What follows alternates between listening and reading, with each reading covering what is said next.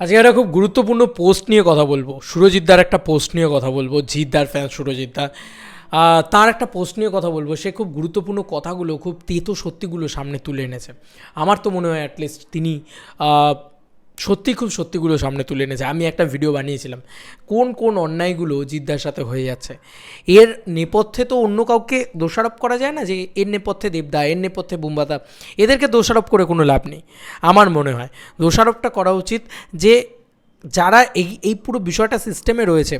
যেরকম মানে একটা ছবি জায়গা পাচ্ছে মানে অন্য ছবিটা পাচ্ছে না, সে কারণে যে ছবিটা জায়গা পাচ্ছে সেই ছবিটার দোষ, এমনটা কিন্তু আমার মনে হয় না। লাইক বাঘাযতীন বা লাইক বুম্বাদার কোনো ছবি, সেই ছবিটার দোষ এমনটা নয়।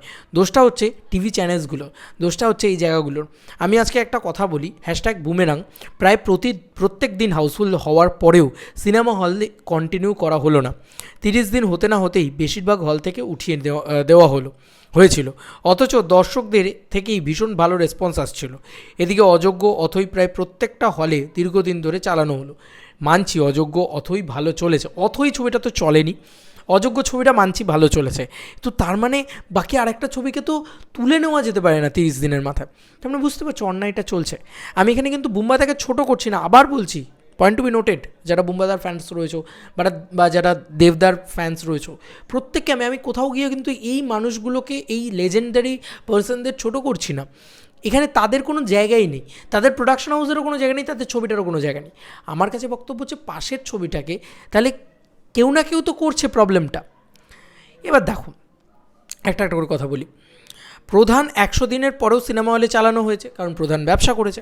বাঘাযতীন রক্তবীজ ওয়ার্ল্ড টেলিভিশন প্রিমিয়ারে রিলিজ হয়ে গেল, অথচ চেঙ্গিজ এখনও রিলিজ হলো না। বন্ধুরা, বাঘাযতীন রিলিজ করেছে দুর্গাপুজোয়, চেঙ্গিজ রিলিজ করেছে ঈদে, তারপরেও কিন্তু এখনও অবধি সেটাকে টেলিভিশনে দেওয়া হলো না। দশম অবতার টেলিভিশনে আসছে, দশম অবতারের মতন রেটেড ছবি। চেঙ্গিজ কেন টিভিতে এলো না? আমি সত্যি টেলিভিশনের প্রত্যেকটা মানুষের কাছে আমার এটা প্রশ্ন, ওয়াই চেঙ্গিজ টিভিতে এলো না? মানে এখনও অবধি কেন চেঙ্গিজ টিভিতে এলো না, বড় প্রশ্ন। যাই হোক, তো তারপরে কি লিখেছেন যে তাহলে নোংরা রাজনীতিটা কার সাথে হচ্ছে দিনের পর দিন সেটা বুঝতে পারছেন তো? অ্যাওয়ার্ডের কথা তো ছেড়েই দিন, যে মানুষটা প্রায় 2 যুগ ধরে এত কিছু করলো বাংলা ফিল্ম ইন্ডাস্ট্রির জন্য, সেই মানুষটাকে আজ ন্যূনতম সম্মান দেয় না পরিচালক মহল ও বাংলার জনগণ। সত্যি খুব খারাপ লাগে। আজকে জিদ্দার কাছে মুম্বাই ইন্ডাস্ট্রি থেকে অনেক ভালো ভালো অফার আসে। পরিচালক মহলের কথাই বলবো, সৃজিত মুখার্জি একটু বুমেরাং নিয়ে সম্মান দিয়েছেন, তো সেটাকে অবশ্যই রেসপেক্টেড একটা জায়গায় থাকে। তবে এই জিনিসটা কিন্তু খুব খারাপ। জিদ্দা, তোমার পাশে কেউ থাকুক না থাকুক, তোমার এই পাগল ফ্যান সুরজিৎ সারা জীবন তোমার পাশে থাকবে। জয় জিদ্দার জয়, জয় জিৎ ফিল্মওয়ার্কস প্রাইভেট লিমিটেডের জয়, জয় গ্রাসরুট এন্টারটেনমেন্ট প্রাইভেট লিমিটেডের জয়। বলে রাখি সুরজিৎদা, আমরা সবাই আছি জিদ্দার পাশে। মানে অ্যাটলিস্ট আমি আমার কথা তো বলতে পারি, আমি অলওয়েজ আছি জিদ্দার পাশে। মানে সে ভালো সময়ও ছিলাম পাশে, খারাপ সময়ও থাকবো পাশে। আর বলতে পারি খারাপ সময় বলতে কি, বুমেরাং তো সুপারহিট হয়েছে, জিদ্দার খারাপ সময় না, এটাকেই বলে ভালো সময়। কারণ জিদ্দার বুমেরাং সুপারহিট হয়েছে, জিদ্দার রাবণ হিট হয়েছে, জিদ্দার চেঙ্গিজ সুপারহিট হয়েছে।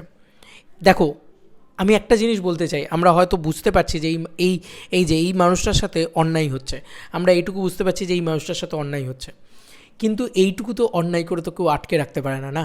ওই জন্য বুমেরাংকে সুপারহিটের হাত থেকে কেউ বাঁচাতে পারেনি, ওই জন্যে রাবণকে হিটের হাত থেকে কেউ বাঁচাতে পারেনি, ওই জন্য চেঙ্গিজকে হিটের হাত থেকে কেউ বাঁচাতে পারেনি। তাই এইটুকুই বলবো, খাঁকিকেও সুপারহিট মানে ভিউয়ারশিপের হাত থেকে কেউ বাঁচাতে পারবে না। তাই জিদ্দার সাথে যতই অন্যায় হোক না কেন, আমরা লড়ে নেবো ভাই। আর জিদ্দা ভালো কন্টেন্ট বানাচ্ছে, ভালো কাজ করছে, মানুষ ঠিক জিদ্দার পাশে এসে দাঁড়াবে বলে আমার ধারণা। তোমাদের কার কি মতামত এন্টায়ার ভিডিওটাকে নিয়ে জানিও কমেন্ট সেকশনে। চলো বন্ধুরা, নতুন কোনো ভিডিওতে দেখা হবে, বাই।